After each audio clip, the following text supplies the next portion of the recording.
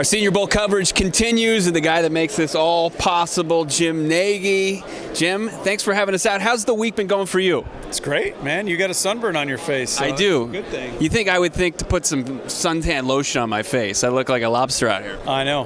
No, it's a good thing. No, weather's been great. The energy at practice has been great. It's been physical. So the players are responding to the coaches. Obviously, coaches are doing a great job. So yeah, I mean, it's been awesome. Been a great couple of days. You know, there's been talk as far as, you know, evaluating this draft class as strength receiver and the tackle class. So you see, we feel like that's on full display. What do you think? And when you scouted it, it felt like the same. Yeah, those were two really deep positions for us.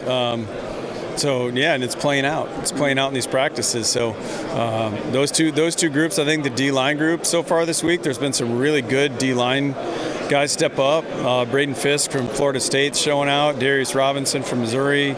Not to single those guys out, but I mean, because there's a bunch. But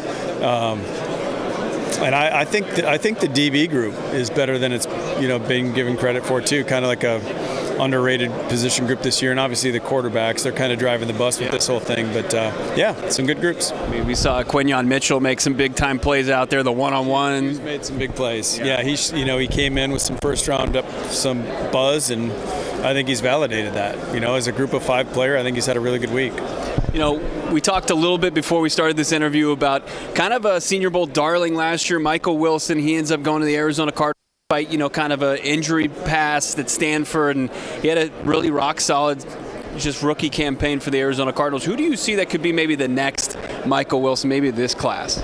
Gosh, I love Michael Wilson, man. That was my guy last year. I don't know. It's too early for me to say because I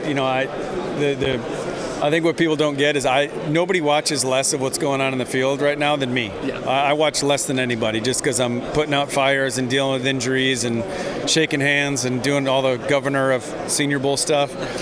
So that's why next week is like my favorite week of the year because our staff, we just sit in the office and watch tape all day. So it really is my favorite week of the entire year outside of this week. So I don't know, but there's a lot of guys in that group. I think Ricky Pearsall is a guy that's going to come out of this week that probably wasn't getting a lot of top 100 love. That's going to get drafted higher than people think now. I think by the time we get to April, people will be caught up on that. I think Malachi Corley's done some good things when I've looked out on the field. So we had 7 top 100 receivers last year. I think we could equal that number, maybe better that by 1 or 2. Yeah, let me ask you about, I cover the Cardinals on a day-to-day basis. We host Cardinals Show. It really seems like that organization is a draft and develop team now. Monti Ossenfort, Dave Sears, we see him out there on the sidelines, Josh Scobie, and Jonathan Gannon has a scouting background himself. What are you seeing from this organization? You got 4 coaches out there this week. Yeah. What do you know about the Cardinals, and what do you like so far about the new regime? Yeah, some of the coaches are doing a great job. I've really enjoyed spending time with Autry Denson. You can tell that guy's been a head coach before, and Monty and I go way back. We were in New England together for 7 years. So I was really happy when Monty got the job last year, and yeah, I mean they're going to build that thing through the draft. So they've got a lot of ammunition, which is awesome. It's fun. It's fun for Cardinals fans, right? It's going to make this draft really fun. So, Jim, thank you so much for your time. So generous, and thanks for having us out.